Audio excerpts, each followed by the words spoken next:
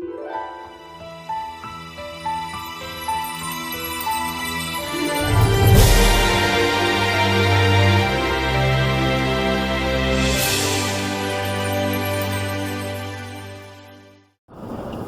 this is Chris, Lee Actors Construction, a wholly owned subsidiary of Lee Actors Enterprise. Is going to go work on an old house not far from my house. It's a two-story. The story of it's kind of interesting, but the biggest thing that I find fascinating about it is that it was originally designed to be a one-story house, and about the time they got finished, they decided to make it a two-story house. Now, I don't know if it was before they put the roof on or what, but it had to have been. I don't know the details, but anyway, that's kind of interesting, which kind of explains why the foundation's settling all over the place and everything looks a little bit out of whack. But anyway, we're going to go in and look at a ceiling. We tore down some plaster off of the ceiling in this room last week, and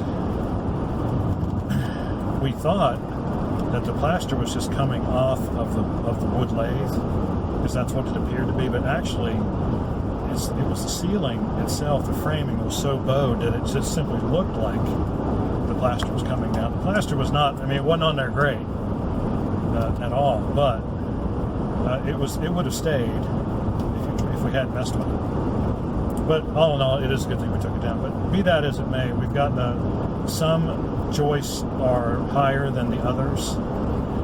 You know, one of these joists is not like the others. They're all different sizes, and it's kind of weird.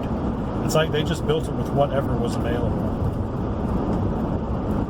So what we have to do is we're going to take some OSB strips. I ripped down a bunch of 3-inch wide OSB strips, and I'm going to run a string line across the bottom of all the joists to find out which one is the lowest, and then build out the other ones to match that height the best that we can. I don't know what the best we can do is, but we're going to see, because obviously at the end of each joist, you know, they should be fairly even because they're sitting on a wall. But then again, that doesn't really mean anything. I mean, if the foundation's settling all over the place, then it could just be that the middle, the entire middle of, like, there seems to be like this main beam going straight down the middle of the room, and it's like it's the one that sagged the worst. Now, if it's carrying a lot of load somehow, it could have just, this foundation could be settling, in which case it makes our job a lot easier. But you know, in any case, there's only, you know, I can put the strips up and we can do our best. You know, sheetrock only bends so far. And so if we get to a point where we can't put sheetrock up, we're going to have to go to plan B, which I don't know what plan B is yet, but I'll take a couple pictures or a video when I get there, and then we'll show you how it's going, and then, you know, kind of like a job record. It'll be fun. Alrighty. Well, we'll see you in a few minutes.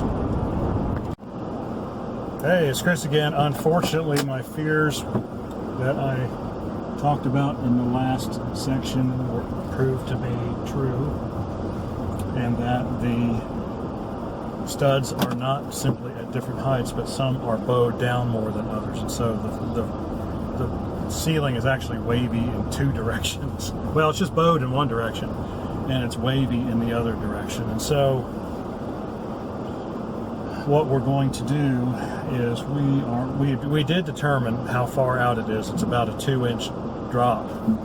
The most severely bowed joist is 2 inches down, which is really weird. I would really love to tear down some more of the wood lathe.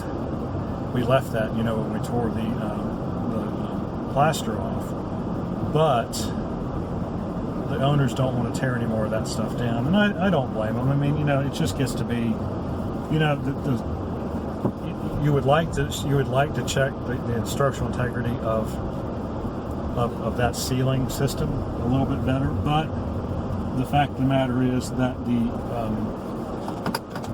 the bedroom above the room that we're working in, the floor is in pristine condition. It's perfectly level. I have no idea what's going on, you know, between the two floors.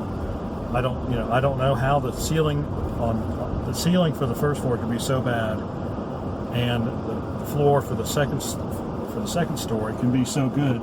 The only thing I can think is it's two different systems, and that might go back to, of course, you know, having you know, changed direction at midstream, you know, when they put the second story on after the first floor had been completed. And so, you know, that might just be all it is. But still, I don't know. I can't figure it out. So anyway, we are going to have to frame. We're going to frame down about 2 inches with 2x4s, ripping some 2x4s in half, and then shimming them as necessary to make a level ceiling. And that will be good. That will actually be less weight on that system than there was with that plaster, I'm sure, because that was a lot of plaster. That was 2 tons of plaster. And so we're going to put up about 1,000 pounds worth of wood and 2x4 lumber. So, and it's not going to be terribly expensive. I mean, it's only going to take 20 2x4s and a big box of 4-inch screws, and so that's going to be good. All right, that's where we stand. We're going to get started on that tomorrow. Maybe I'll get some pics. All right, it's Chris, keeping it real. So I wanted to show you the ceiling. We've done most of the furring work. As you can see, well, it's kind of hard to see. Well, maybe you can. This ceiling goes up and down as it goes across, and then it also sags almost all the way across the middle. So that right there, you can see I don't need any blocking because that is the lowest point of the ceiling. Similarly, where that blocking comes to a point, that's the lowest part of the ceiling. And so we were fortunate that 2 inches was the maximum sag in the ceiling. So we've got all these. We used some 4-inch screws to screw these up into the ceiling joists or whatever they are. I still can't figure out how this is constructed, and I'm afraid I'll never find out. See, we have 2 more rows to go, but we ran out of 4-inch screws, so we're going to come back on Monday and do some more work on this. All right, and we're not touching that. All right, so now you see what we had to work with, and I think it was about the best solution that we could come up with in the least amount of time. I mean, we really could have taken it to the next level and, you know, used straight boards, I mean non-tapered boards, and shimmed at every joist location. That probably would have taken like 2 days to do. So, you know, we occasionally put a long straight edge on across the boards, and they were all within a quarter of an inch of each other. And so, you know, that's fine for